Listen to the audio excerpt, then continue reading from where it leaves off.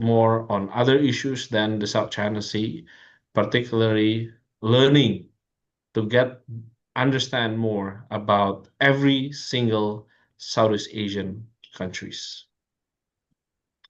Today, I'm not alone in the panel. I'm speaking with my beloved friend, right? I'm happy to say individual of my beloved friend.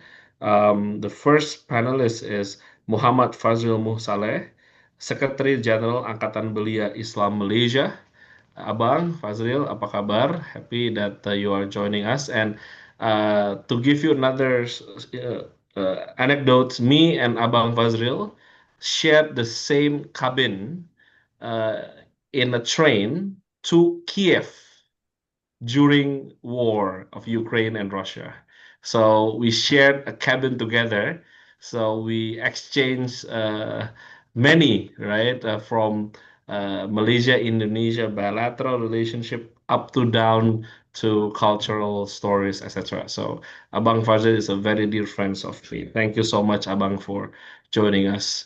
Thank you, The Calvin. second is Thomas Daniel, Director of Foreign Policy and Security Studies Program in ISIS Malaysia. So, Thomas, thank you for joining me. And Thomas, also my very dear friend. We are often debate who's cooking Indomie better, Indonesia or Malaysia. But this is a true friendship that we have been cherished for a long time.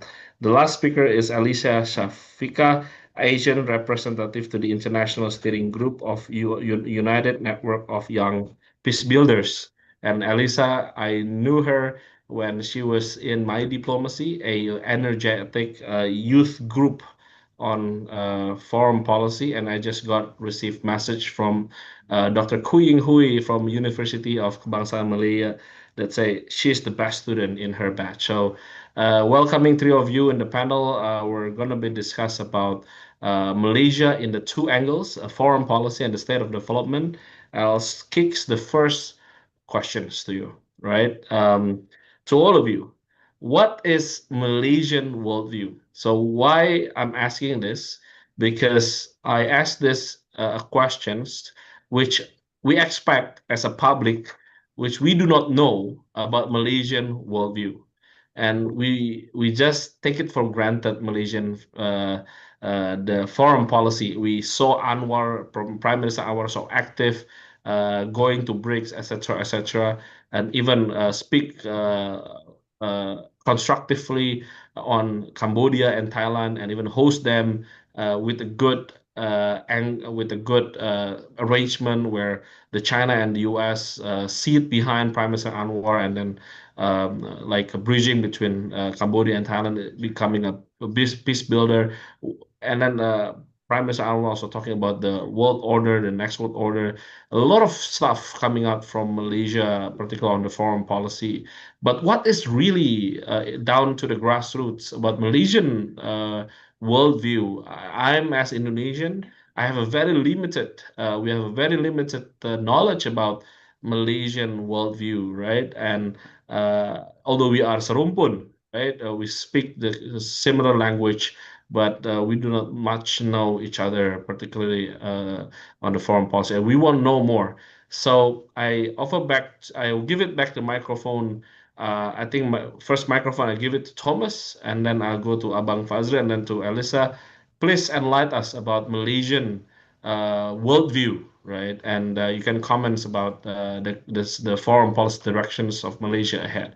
Thomas, the floor is yours. Sure.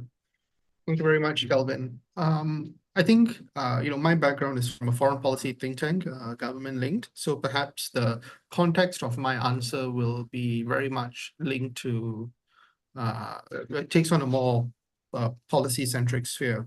I think if you ask me to describe Malaysian foreign policy, I will try to contextualize it based on two things. The first is that Malaysia is a big believer in multilateralism. Multilateralism has benefited this country tremendously ASEAN is a multilateral organization that Malaysia was a founding member of. Malaysia was also a founding member of the WTO. Malaysia is a big believer in sort of an inclusive, cooperative way of engaging things. You see these in various multilateral mechanisms and organizations that Malaysia is a part of. And perhaps this is why you see Malaysian foreign policy personalities, whether from academia, think tank, or perhaps even the government, politicians, etc., speaking out quite strongly in defense of multilateralism, in defense of inclusivity, in defense of established rules and norms, international rules, international norms of the way of doing things, especially when the system is globally is under pressure, and you've got new narratives about changing rules and changing norms. I mean, this is not to say that this is not to say that the current system or the previous system was perfect. It was, of course, very imperfect, but it was a system that largely worked for countries like Malaysia to benefit tremendously from it. The second element, really, when it comes to describing Malaysian foreign policy, I mean, yeah, some people will say neutrality, non-alignment, all these things, but to me, those are really semantics. We are neutral and non-alignment when we need to be, and when we're not, we're not. I think for me, what really comes out if you want to understand Malaysian foreign policy is that Malaysian foreign policy is deeply, deeply tied to trade. Uh, you know, you see, for Malaysia, trade on average works out for about anywhere between 120 to 100 to 38% of our GDP on average over the last 10 years. I think 2 years ago, it was 137 point something percent of the GDP. That's remarkably high, right? So this means that Malaysia is fundamentally dependent on international trade. We do not have, unlike Thailand, Vietnam, Indonesia, and the Philippines, there is no substantial domestic market, consumer market to rely on. So there's a very limited market. And what this means is Malaysia trades with countries around it. Malaysia trades with the global supply chain. And you see that reflected in the percentage of GDP. Our wealth and development that we enjoy in Malaysia as a whole is because we trade and we occupy key positions on various global supply chains. So it has always been government policy to prioritize this. And that sort of explains Malaysia's broader bilateral relations with China, with the United States, where they've been segmentized where necessary, especially in light of disputes in the South China Sea or recent tariff negotiations with the US. You see it in the domestic political capital that leaders have been willing to sacrifice to ensure that Malaysia has first mover advantage in key regional arrangements. So I think to sum it up, our trade, our economy, the national development imperatives, these are fundamentally influential in our foreign relations and our national interests and views of the world.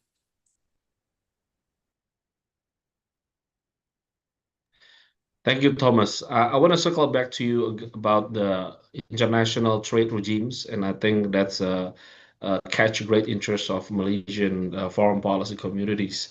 Now to Abang Fazril. Bang Fazril, from the grassroots perspective, Bang, you're involved in many CSOs in Malaysia. You understand the mood of the Malaysian people. How is Malaysian view worldview? Because in Indonesia, the reasons why foreign policy community of Indonesia was established back then, because many people have a xenophobic, to the foreigners, and we try to tell them that the international is the seas of opportunities.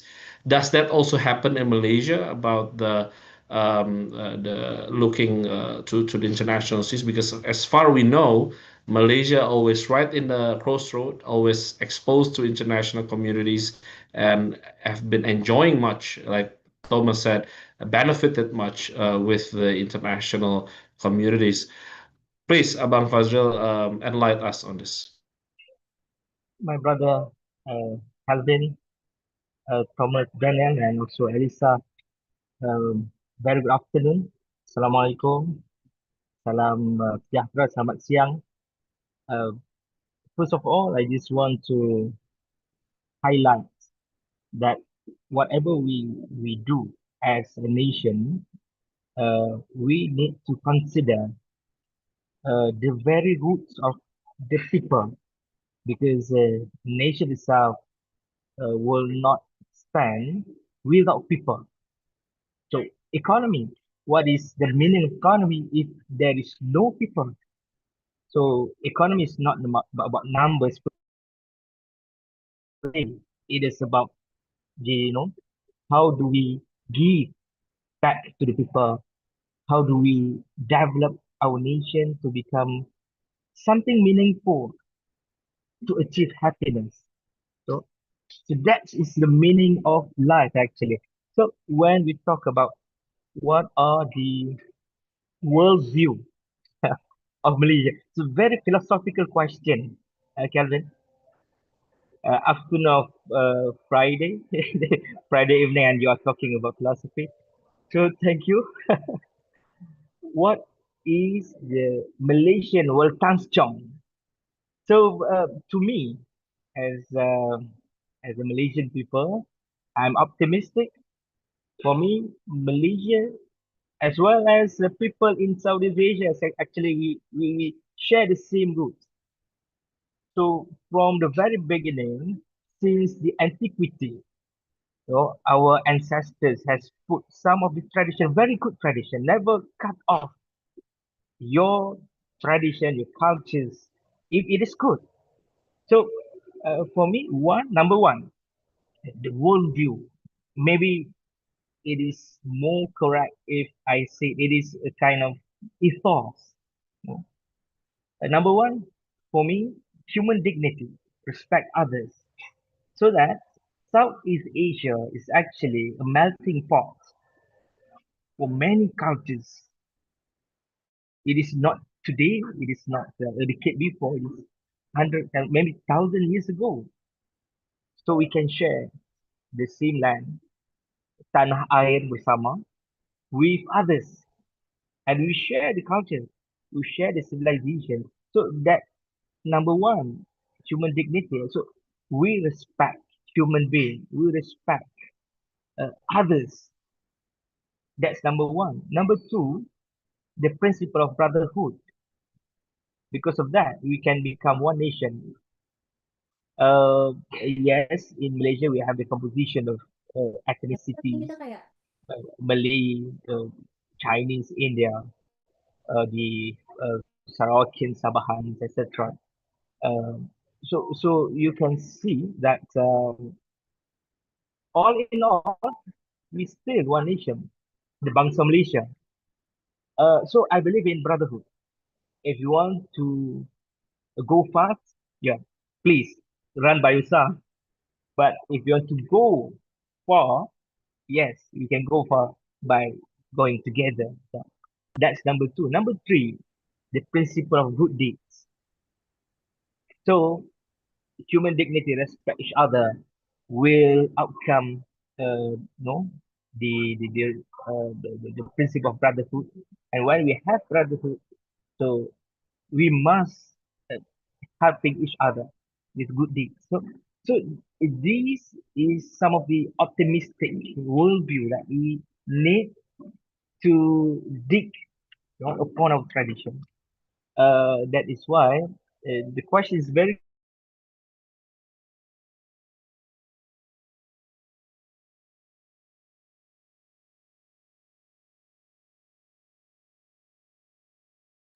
Okay, Abang Fazril, I think we lost you, so we return to great. you later on. uh, Chairs of But now I move to ASEAN Elisa. and then Elisa, tell me becoming about the youth. Bang Fazril, I think we just lost you. Can you hear me now? hello, okay, you hear me? Yeah, now okay. So please continue. Right. Okay. Okay, Right. okay, yes, yes. Now I actually position of Malaysia is very strategic. We are the chairs of ASEAN, and then becoming member of BRICS. And now as a nation, we are trying to navigate uh, the recent condition that people are talking for decades, a multipolar world, and now it has been maybe clearly to be realized. And on this kind of multipolarity, equitable multipolarity, uh, a kind of belief system, so a belief in the rule-based system, inclusive order, where ASEAN and our principle of ASEAN centrality is being preserved and strengthened. So also we can becoming kind of a bridge that um, trying to connect together between the multipolar world that has been divided. I give you an example of our tradition, a story of Sang Kancil. I think in Malaysia, in Indonesia, Brunei, Singapore, we all know the story of Sang Kancil. Actually, the story of Sang Kancil signifies uh, the condition of our people. We are Sang Kancil. We are pelanduk. Kata orang Indonesia pelanduk. Kan? Kata orang Sabah Sarawak pelanduk juga. Jadi, we are the pelanduk. We are the Sang Kancil. We are living in between of the huge powers. And we are living in the islands, navigating the seas. Whenever enemies come, there is no place to run. You have to face them. So that's why Sang Kancil come in, you know, in our story of our nation, story of our tradition, story of our culture. So that is why when now in the modern day, the US-China rivalry, and then comes to choose a very pragmatic engagement. Even we are clever than India. Sorry to say, India they are playing two pawn, but Malaysia win better in terms of doing this kind of communication as well as engagement with the US in terms of tariff. So when we are talking about foreign policy, it is not made only in government halls. So like what I have been stated just now, it should come to the very nature of human being, to the people, benefit the people. So moving forward, I think our task as a people, as a citizen of Malaysia, and as an ASEAN community, our task is to sustain the principle of practicality and pragmatism, like Sang Kancil, but in good terms and a good way. Ambitious yet realistic, cooperative yet sovereign, visionary yet grounded in the need of our people. Thank you, Kevin. Thank you, Bang Fazril. I want to circle back to about ASEAN later on after this. Eliza, please tell me from your perspective, the youth, right? How will you foresee Malaysian foreign policy ahead and about the world, please? All right. Thank you so much, first and foremost, for PSAT to basically invite me to give a bit of thoughts. But unfortunately, most of my thoughts actually was taken by Thomas and Fazril. I was actually thinking of trying to tell you about the story of Kanchil as well. But maybe perhaps what I can do is I provide a bit of extension that I think could supplement a couple of the points raised. First, I think as mentioned by Fazril, very well eloquently mentioned about how a lot of our foreign policy historically has been seeing like us trying to maneuver a lot of these powers, trying to be, I don't want to put sly, because often than not we say sly, it always come out as a negative connotation, but it's about how to be strategic and pragmatic in seeing a lot of the angles. And I think it actually resonates a lot even up to the point of youth and contemporary means. Because first point I want to raise is that when we look at a lot of quote unquote policy issues, I don't want to mention only foreign policy, because a lot of the issues that we debate, even let's say climate change and etc., it can be intertwined with foreign policy. So when we look at these issues, it tends to be separated. One, we have I would say state engineered. So most of the issues would be like national security, boundaries, those I would say very security-esque or even trade issues.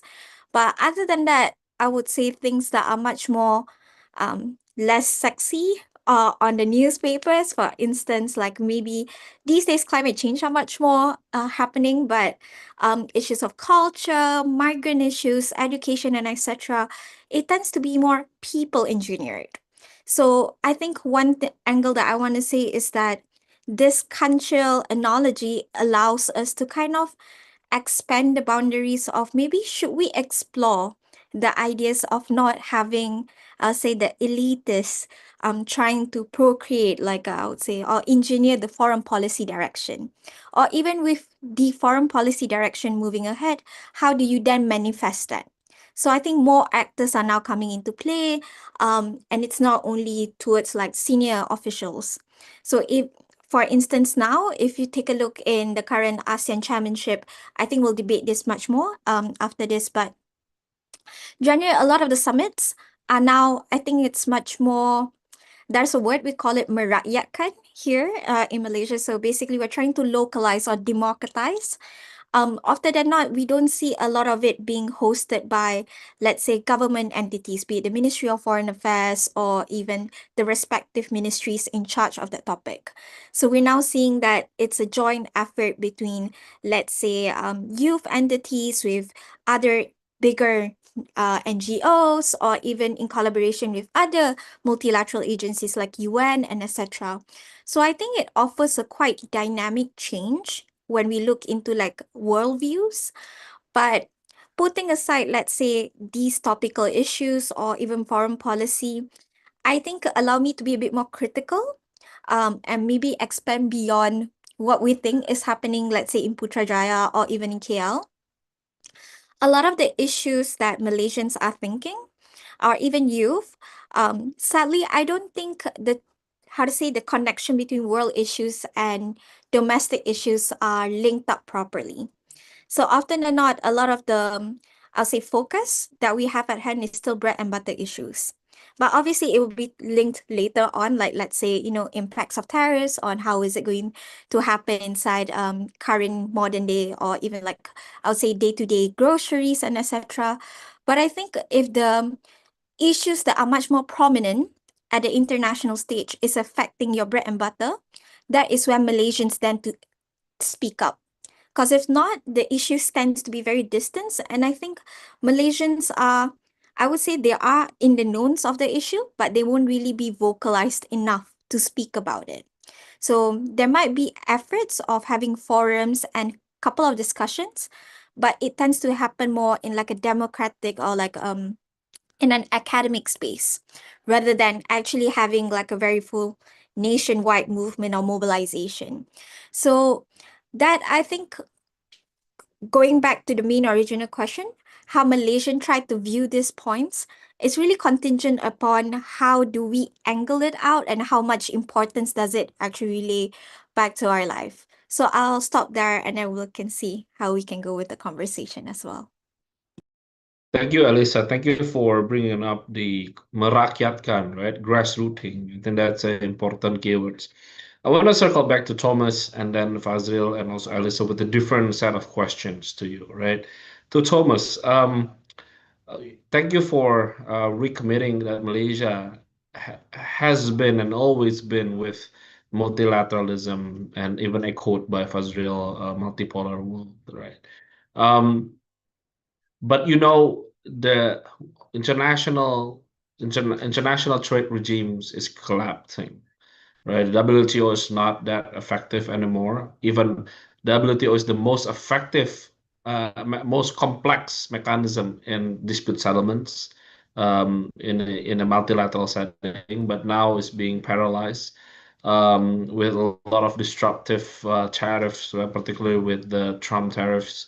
Um, and then how Malaysia can survive with such a context, right? And how are you envisioning more robust a safety net in the region, like we have RCEP already, we have you are in CPTPP, right? With this bowl of noodle bowls of regional network trade in the region. Are you looking for that directions, or you're trying to fix the WTO? How Malaysia trying to navigate this kind of circumstances? That for Thomas, and then to Fazril quickly. Um, you talk about inclusivity. I think that's an important mantra in Southeast Asia about the inclusivity, but inclusivity, human dignity, right? But the problem is, right? We are now seeing even human dignity in other part of the world is not being addressed, right? The dignified human is not really issues like in Palestine, even in Ukraine, we saw ourselves there. The dignity of human is somehow being subdued with the geostrategic ambition, right? How what do you think from Malaysia point of view to and Southeast Asia, right? Right with the hotspot, right? Now we have Cambodia and Thailand, right? Even we have differences between Indonesia and Malaysia. How do you suggest a way forward that we keep these principles relevant and avoid conflicts in Southeast Asia? And for Elisa, you talk about grassrooting, right? And however, my question is to you, right? Um, how far, okay, with the ASEAN context, right? The civic space in foreign policy making in Malaysia. Let's start in Malaysia. How far the civic space for foreign policy making being played out in Kuala Lumpur or in Putrajaya or in Malaysia context, and I want to know. So I'll start with Thomas about the trade. Thomas, how you navigate this complexities, and I'll go to Elisa and then to Abang Fazril at the end. Thomas, the floor is yours. Sure. I should start off with the caveat that I'm not a trade expert. I'm certainly not an expert on economics or trade. So that said, I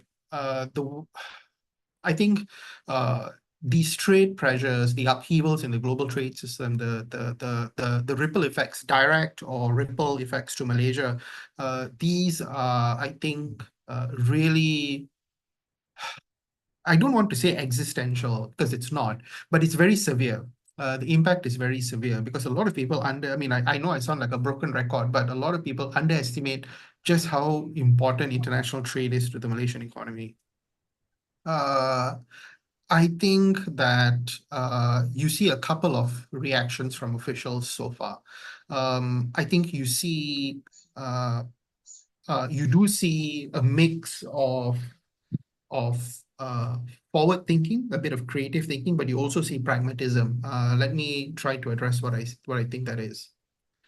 In terms of pragmatism, you see Malaysia being very pragmatic when it comes to negotiating with its biggest trade partners, whether it's the United States or China. You do see, you see all these calls for Malaysia to take a stand against the United States, etc. But the numbers show a completely different picture, right? The numbers show that this country is fundamentally dependent on exports to the United States. US is not our biggest trade partner, but the US is one of our biggest markets. Outside of Southeast Asia. We export our manufactured products to the United States, not to China. The US is our biggest source of foreign investment over many years.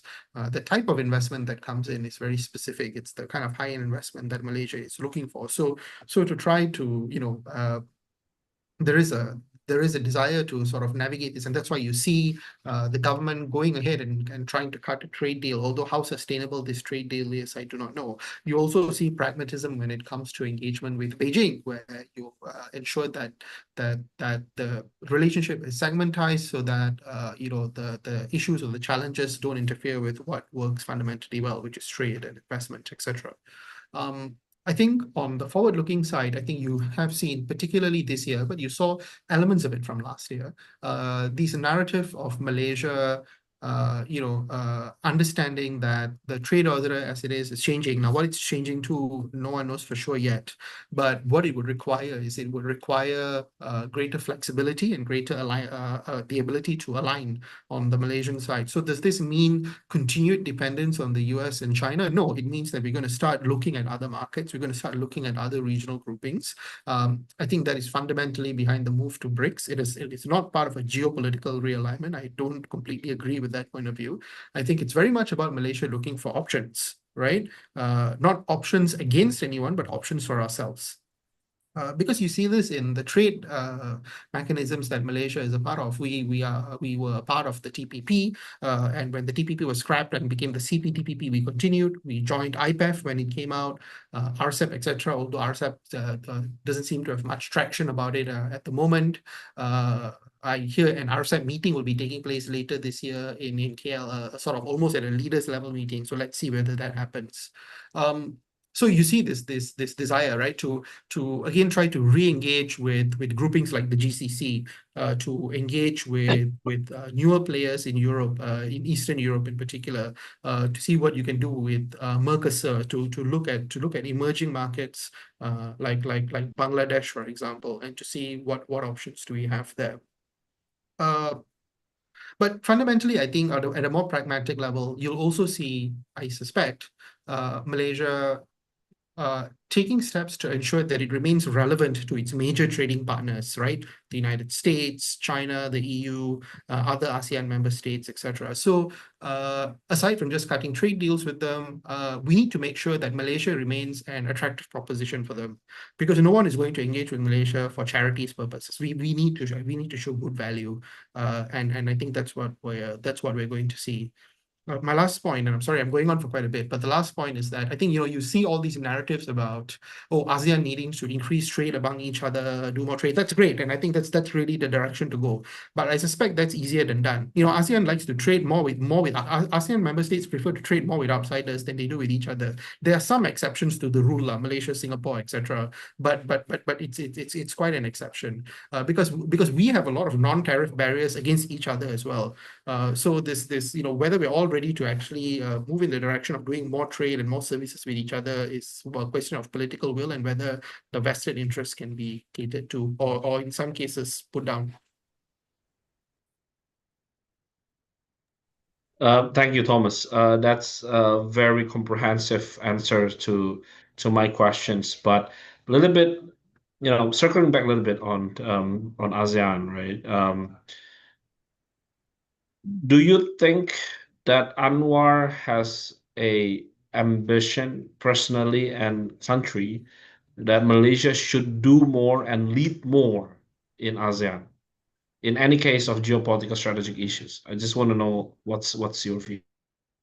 Malaysia is chair, so there's always an expectation for Malaysia to do more this year. But honestly, I think what will only be effective if we can do stuff with other ASEAN member states. If you can't bring other ASEAN member states along, then you're not going to be effective at all, no matter which state it is. I think even Indonesia has now realized that it's impossible to push things on its own without ASEAN member states. Even though Indonesia has that heft as the largest ASEAN member, that there are limitations to it. All right, that's a very short and sharp answer. Thanks so much. Elisa, about the grassrooting, about the civic space in Malaysia's foreign policy making, and please tell us more. All right. I think this question is very interesting because there's an element of looking how I'll say influential the grassroots are happening at the national level, and if I may, to also compare it at the regional level. But I could say the answers are relatively almost the same, where you can definitely see Malaysia. One thing I'm very proud is that the civic space is getting much more rampant, it's getting more vibrant in a sense where I think there has been a record that there's a number of newer registrations with the ROS, which is the Registrar of Society when it comes to societies and clubs, and even NGOs have to be registered to kind of operate a lot. But I think while this manifested in a good way, it also means that there are also challenges, I would say. before I get into that, I would say essentially with this rampant of vibrancy of civic space, um, there will also be a tendency that you see more, I think, influence going into policy making. Um, but I think the challenge is now first is that a lot of this vibrancy tends to be in certain bubbles, if I may. So you actually will see more like quote unquote crowd favorites topics. For instance, in Malaysia right now we have a rampant issue on bullying. So that is quite recently like a bill is being passed through in Parliament. And I think a lot of that efforts are being made co-jointly with the Ministry of Law and a couple of NGOs. There's also something on gig economy and etc., which I think has been kind of expected that you see NGOs taking forward on this. Um, but then I think I would like to be critical on issues, for instance, like security and etc., where we have it's much more, I think, unique because we don't really think about security in an angle where it's just purely like, for instance, guns or etc. I think there's also issues about food security and etc. That has not been really engaged very aggressively by NGOs, or even if they do, the reception on the government's end is not really that favorable, for instance. Um, but on the other hand, I think when we're looking at this, on the influential part, while you can see the manifestation in getting resolutions or declaration, it also, we can see now there is a plethora of entry points. Because back then, I think when we look, I don't know, about 2 to 3 decades ago, the only typical route is that first is either this NGO start to do campaigning and then they get a courtesy call with like a minister, they talk about it and try to work their way in. But now there are also like a strengthened institution through Parliament where we have this mechanism called the All-Party Parliamentary Group. So there's a couple of thematics. For instance, we have SDG. We have, I think one is on like racial harmony and etc. So that means the discussion actually allows NGO to kind of speak up more. Um, and in ASEAN level, one thing that I think during this ASEAN chairmanship we're able to kind of navigate very well is that we truly utilize, or in this case, the government is trying to utilize our ICHAR representative. So it's the ASEAN Intercommission, or yeah, Commission of Human Rights, Intergovernmental, something like that. So um recently they launched this declaration on healthy environment, something like that. And if I'm not mistaken, there's like about 15 NGOs that are local, and even other regional colleagues are actually being involved from the consultation to the drafting process, and now even conversation are kickstarting on how do we want to implement this declaration in the region. So I think it has been good, but my final remark on this is just going back on the struggles. As first, often than not, it tends to be in this like limited scope, but it's also often being championed by these NGOs or entities that are rather established. So that means it's first, in a way, while it is good that it's established and well resourced, but newer voices are kind of being sidelined because there is internal competition between the NGO or like the civil space. Collaboration is rather a question mark, and it can be murky in a couple of thematic areas. But second of all, I think in Malaysia, we have this, I don't want to put it as a crisis or a dilemma, but it's definitely what we are going through, is in the question of how organic is that issue being really raised. Because there are certain issues, for instance, the recently launched National Action Plan that is collaborated by UNDP and a couple of NGO colleagues on business and human rights. We can definitely see it's championed very well, but it has been very selective to only a part of the dimension. But there are, like, for instance, like the bullying, it is much more organic because even without the civil society, the whole entire Malaysian as a nation is on board on the issue. So I think it's moving forward. I guess for the grassroots movement, it's about realigning the priorities and trying to work together collectively. But I think having that end goal is something rather ideal to work with, but it's a matter of trying to prioritize what is the agenda at hand and how can we work together with, let's say, entities like government and etc., trying to kind of make sure that all of this influence can be manifested to the end product. Yeah. Thank you so much. I think we lost Fazril here. I want to move to the second agenda about the national development or the state of national development of Malaysia. But I want to start with this a basic, not basic, but a very um, amateur questions, if I may, right, to put it that way. Reflecting from Indonesian story, I want to ask to you from Malaysian point of view and Malaysian story, right? Um, in Indonesia, we just social political development. The major social political development was in 1998. We got a become a full-fledged democracy, and since then we have a general elections every 5 years.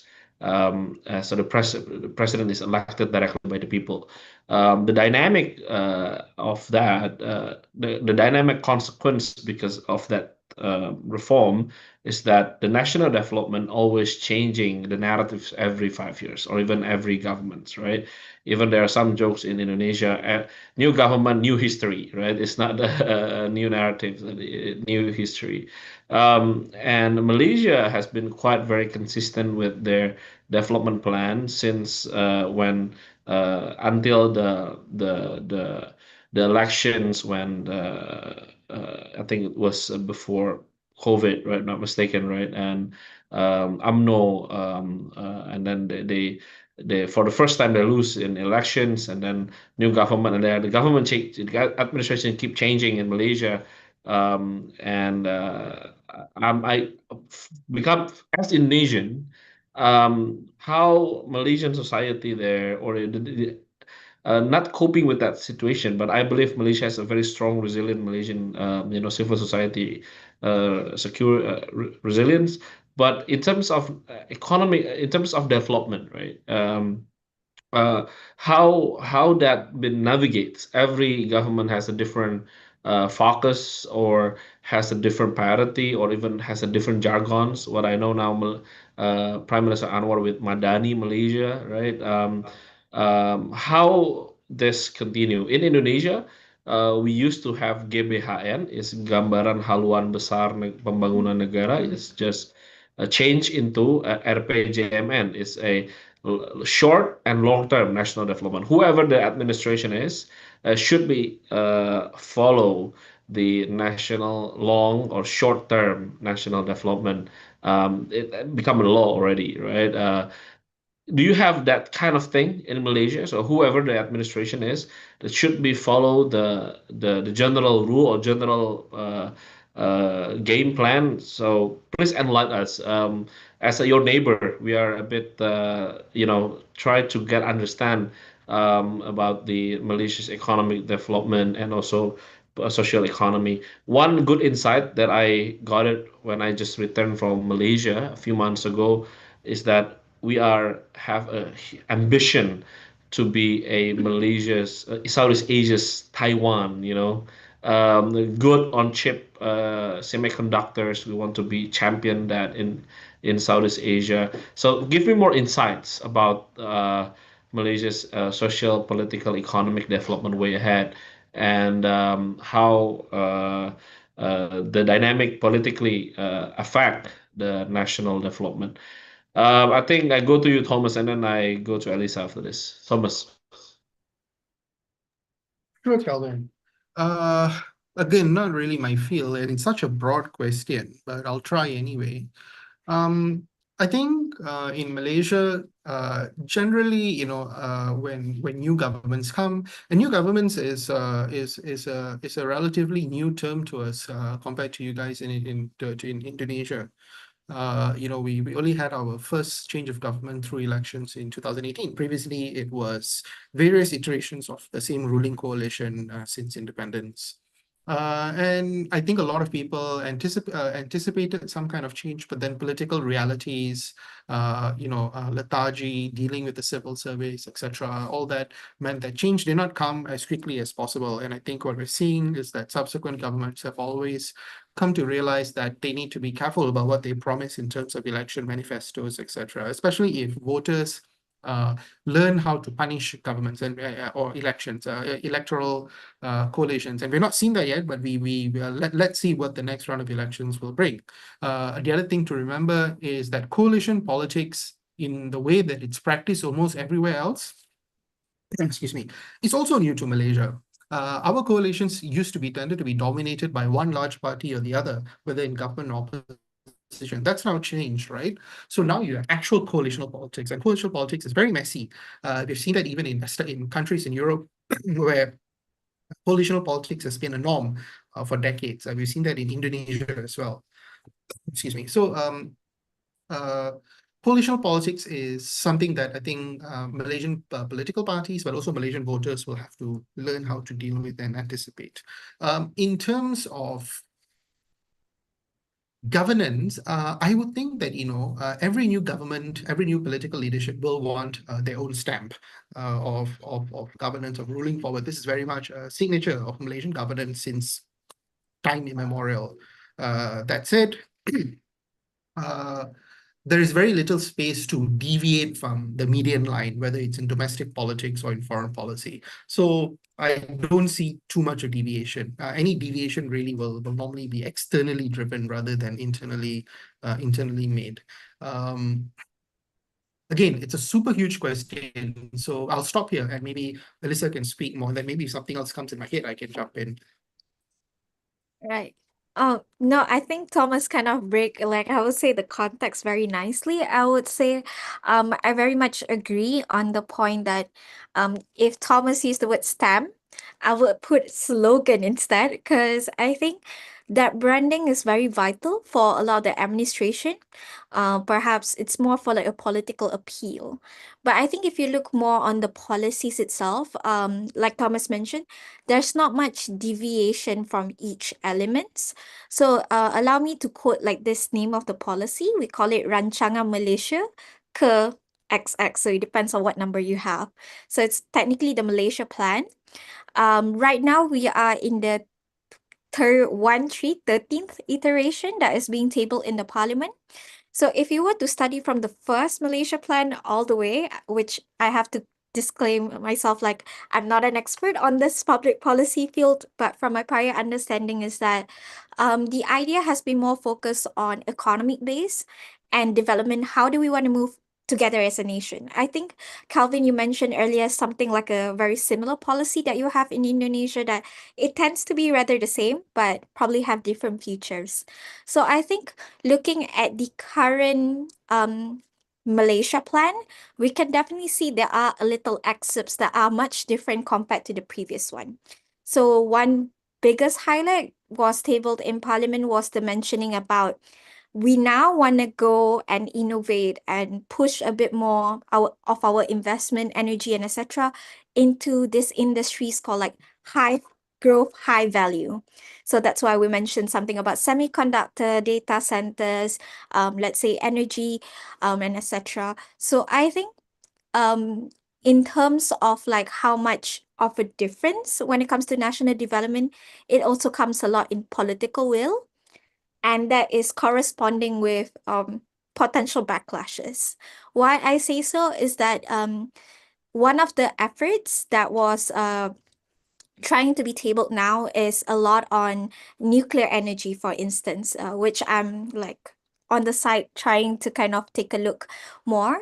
So I think the two previous administration, they were trying to bring up this nuclear technology where we want to have like, let's say, nuclear energy supplying to our grids. But there was like a scandal where like one of the reactors kind of have an incident, and that create huge trauma for the country that up to this day, a lot of people are still having negative thoughts about nuclear energy, for instance. But I think one thing that they're trying to step up is maybe trying to be more practical. And I think in this sense, first is trying to be practical to feed into like the national demand for energy, but also second to leverage that as a bargaining chip. Let's say trying to build more and foster relations. For instance, like we see that Malaysia is now heading to, let's say, South Korea, Japan, and even have conversation with a lot of European counterparts, let's say Russia, to kind of develop their nuclear technology as well. So I think right now, the story when it comes to the development side, rather than aside from the national unity part, I think we are, maybe I'm a bit ambitious saying this, but I think we are exploring a bit in a sense where let's not stick in the typical backyard of just, okay, we take one foot at a time. I think the geopolitical pressure is now coming up to us to the point that maybe we need to step up and think outside of the box. We need to take up like that ambition of like perhaps covering new assets. Like for instance, if we were to talk about 5 years ago or 5 to 10 years ago about semiconductors or even having a lot of these type of technological fields, I think we, at least Malaysian in general, we're not ready up to that stage. But now, even if you just talk about AI, I feel like generally it's already a norm here. So I think those are my two thoughts. If Thomas, you want to chime in and have any extra points on that, feel free to go ahead. No, nothing to add in particular. Okay. Thank you so much. By the way, I'm welcome to anyone who wants to ask a questions. You can put it here in the Zoom, or you can put it in the chat box in YouTube, right? Any questions to this? Um, my last questions to you, right, is about people-centered ASEAN. I'll shift a little bit to ASEAN again, right? Because I think Fazil is lost, right? So I think he's out, drops. But now we'll shift a little bit to foreign policy. FVCI and PSAT have been working hardly on the ASEAN for the People's Conference on 6 to 7 September. And 10 years ago, Malaysia um, founded the ASEAN People Forum, right? So Malaysia is, for me, I think, Alyssa, you're right. Civic space in Malaysia have been very rampant, very loud, right? If I would say, and that inspires ASEAN also to do more. In my very simple questions, if in ASEAN Declaration in KL 2015, there's a term people-centered, people-oriented, right? Even in the in the charters, we started with we the people, right? But we know that ASEAN is very elitist, leaders-led, right? So in ASEAN context, Thomas, right? We know ASEAN with different political cultures, different political system. What is people-centered really for you, right? In ASEAN contracts, and for you also, Elisa, what does that mean? Should we have more mechanism? Does that mechanism should be institutionalized or what? And I just want to know about that. And by the way, I just received a questions from Mahdi Muhammad, right? I think Mahdi is from Kompas, what I know, right? I think um, so the question is, let me read out to you, right? In the context of this, Thomas, and also to you, Alyssa. In the context of Cambodia-Thailand borders, two major powers are attempting to exert influence resolving the conflicts, the US and China. There have been changes on the ground, but tensions remain because the border issues between the two countries remains unresolved. China has again offered assistance to both countries to resolve the conflicts. However, we know that China also plays a role in improving defense security in both countries.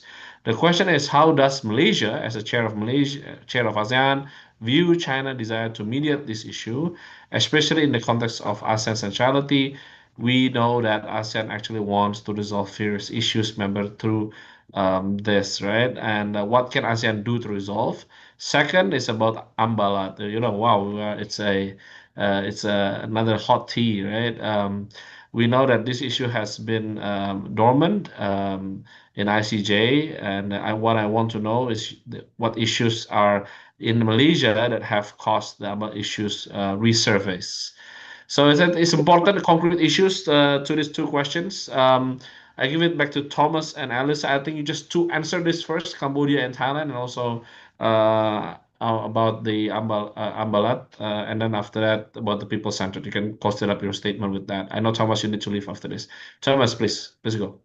Sure. On the Thailand Cambodia issue and China's desire to mediate, I mean, that's no surprise. China wants to mediate. Obviously, China will want to mediate. It certainly changed its position after the United States managed to, after the role of the United States and this administration in sort of forcing through some sort of back down on the Thai position. So you can certainly imagine that Beijing wants to play catch up and sort of come back in, and they are a legitimate player, good relationships with both sides, etc., that they can use to leverage. So if they want to play a constructive role, that's great. What can ASEAN do to resolve this? I don't know what much ASEAN can do, to be honest. I think there's a lot of rhetoric there about what ASEAN can do. But if you look at Bangkok's position, they don't want ASEAN involved at all. They agreed to Malaysia as chair of ASEAN, but not to get the whole of ASEAN involved. ASEAN centrality, well, we like to talk about ASEAN centrality, and now you see the limits of it. That's very much normal to me. I think, I've heard arguments of, you've got major powers coming in to bring about, to sort of push this to a dispute. And maybe that just shows the real limitations of what we have in Southeast Asia, in ASEAN. But then it also shows that perhaps, ASEAN also has a role where ASEAN might not be able to force through some kind of de-escalation of peace. You depend on your external dialogue partners to do that for you, but then you come in to support the mediation process where necessary. And I think it's a very, it's not necessarily a bad thing. It's just a very pragmatic thing moving forward. On Ambalat, I must confess, even though I look at Malaysian foreign policy, I haven't really followed that issue. I do have to apologize for that. However, on the question, what are the issues in Malaysia and what has caused the Ambalat issue to resurface? I think it was, what caused it to resurface was the meeting between Prime Minister Anwar and President Prabowo, where they were proposing for joint development in the Sulawesi Sea. That naturally led to, I think, stakeholders from Malaysia and Indonesia at the provincial state level bringing up the question of Ambalat, etc. Whether there were discussions, whether either party is ceding sovereignty. Wisma Putra would reply with a very traditional standard reply of not recognizing the term Ambalat. They use the blocks N7, etc. But I think it's interesting that with sort of it's sometimes with leaders like Prime Minister Anwar and President Prabowo, where perhaps leaders like this, very unconventional people in many ways, which is where you can perhaps find some breakthroughs in terms of long-standing problems. Malaysia is certainly no stranger to joint development in areas where there's contested sovereignty. Just look at the Gulf of Thailand, where Malaysia and Thailand neither side have dropped claims to the parts of the Gulf of Thailand which are disputed, but both sides are almost at the tail end of a 40-year cooperation, 40-year joint resource agreement to exploit oil and gas in the Gulf of Thailand. So it's extremely doable if politicians on both sides and leaders on both sides and government on both sides agree to go ahead. Amen. Thank you, Thomas. Elisa. Yeah, so I think these questions are also quite tricky because first and foremost, I think I would say my expertise are just only on like an observer level, like just casually reading and being in the space. But I think firstly on the issue of like the Thailand Cambodia dispute, I think perhaps like what I will echo what Thomas has mentioned on China. I would not add much on that. But I think it also presents us to another opportunity. I will say this with caution because take it with a grain of salt. Because this also plays into more of like geopolitical pressure and etc. But I think perhaps it will open up some window, for instance, to have a much more deeper discussion. Yes.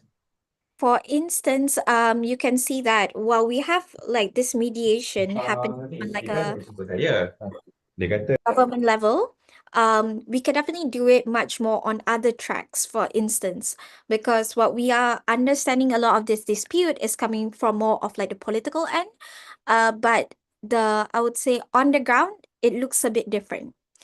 So I don't know, maybe I would like to classify the motivations might be entirely different in of itself. Some may say that it is intertwined, but it's different.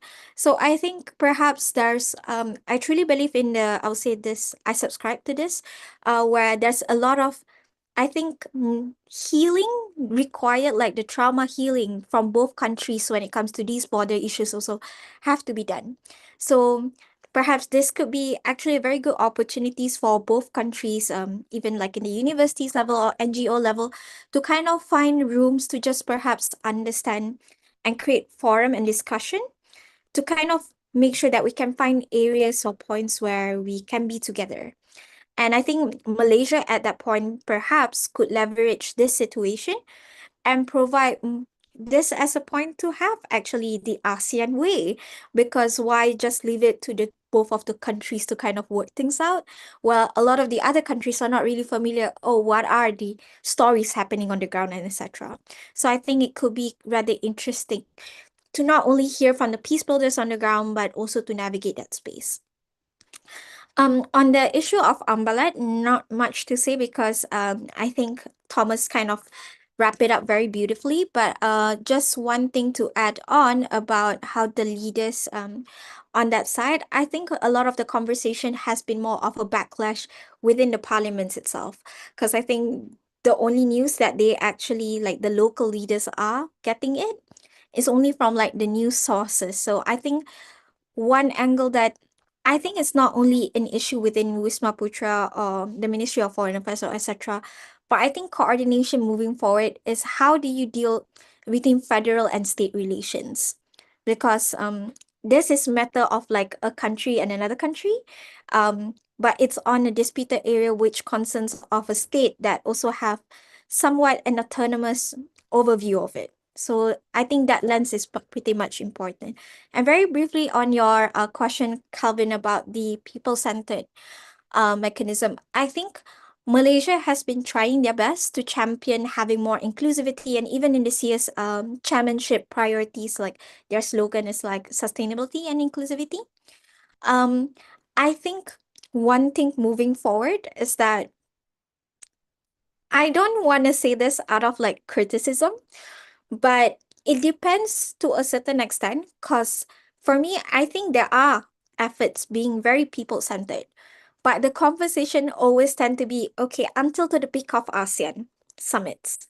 Let's say we go to December moving forward. What happened to the conversation then? Then what about the manifestation of, let's say, all the practicalities that we put inside these beautiful declarations?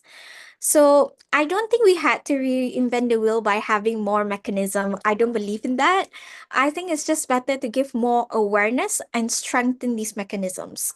For instance, like a lot of the scholarships, a lot of actually not only Malaysians, but a lot of ASEAN nationals doesn't know that we have all these opportunities. And I think I don't want to put the fault that because the headquarters in Jakarta or anything, but I think a lot of this information is only centered for those who are really deeply into the topic of ASEAN, and they might be in that bubble.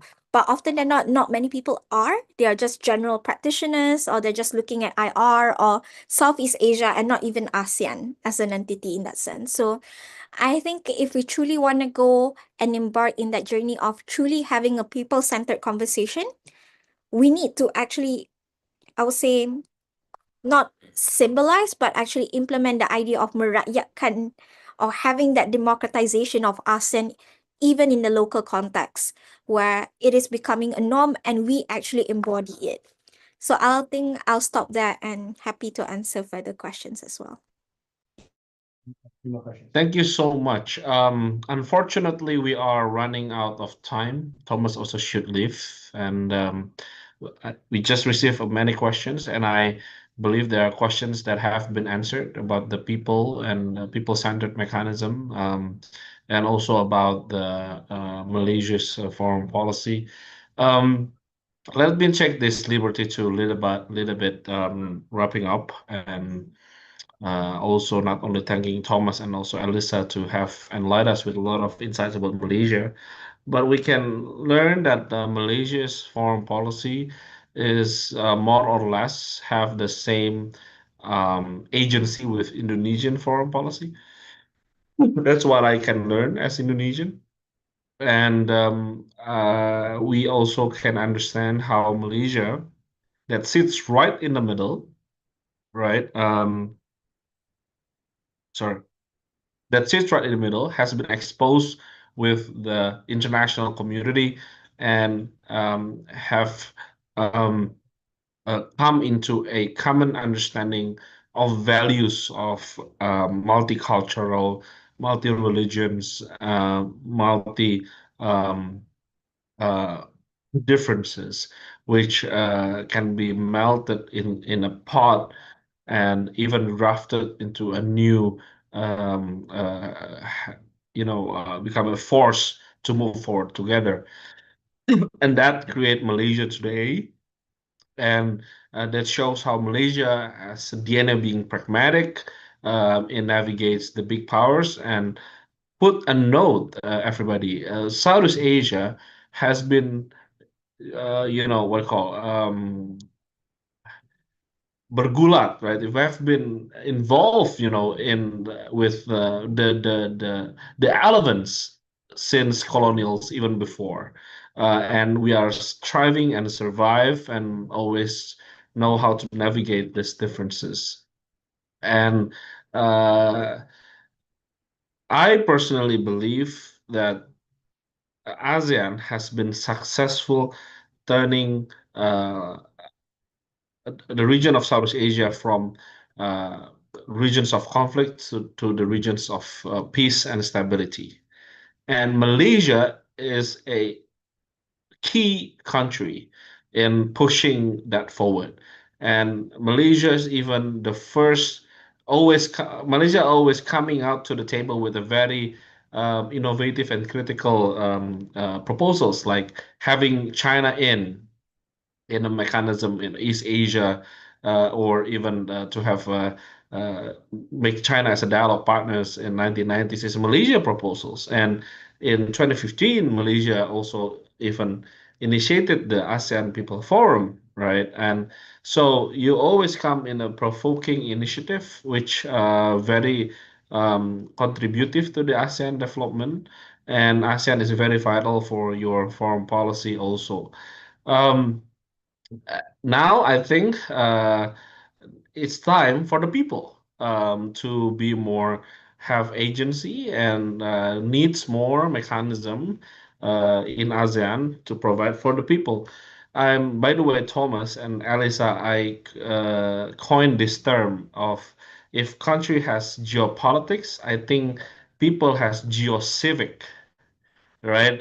It's a by geography we are bound together, right? Civic means we have a agency to work together with good deeds, right? With a respect of dignity, like what Bang Fazril has said. So that's a another story for ASEAN way ahead, and I believe it's also another story for civic to civic cooperations. And I'm happy to learn another important notes from this conversation I took when the civic space globally is shrinking, but actually in Malaysia is thriving. So that's a good note that I took. That civic space still has a lot of rooms to grow in Malaysia, and I hope also in Southeast Asia. And civic space there is to support and become a partner of the government to advance the stability and prosperity in the region. Um, Ladies and gentlemen, thank you so much for joining us. And again, thank you to you, Thomas, my friend, Elisa, for joining us to this afternoon conversation. Sorry for borrowing your beautiful Friday to talk this very philosophical, very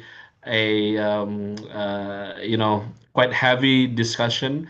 But thank you for giving your time to PSAT, talking to us. Thank you so much. And to all friends in the region, please subscribe to PSAT, right?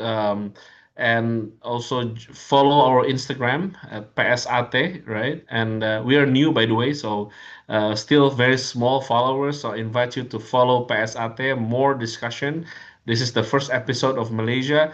The next would be the next ASEAN countries. We're still looking which countries, but definitely ASEAN the countries will be discussed. We will discuss one by one about their foreign policy and their a development way ahead. Thank you so much. Salam hangat from Jakarta and happy weekend and peace. Salam diplomasi. Thank you, Thomas. Thank you, Elisa. Thank you very much. Have a good weekend. Thank you, everyone. Thank you.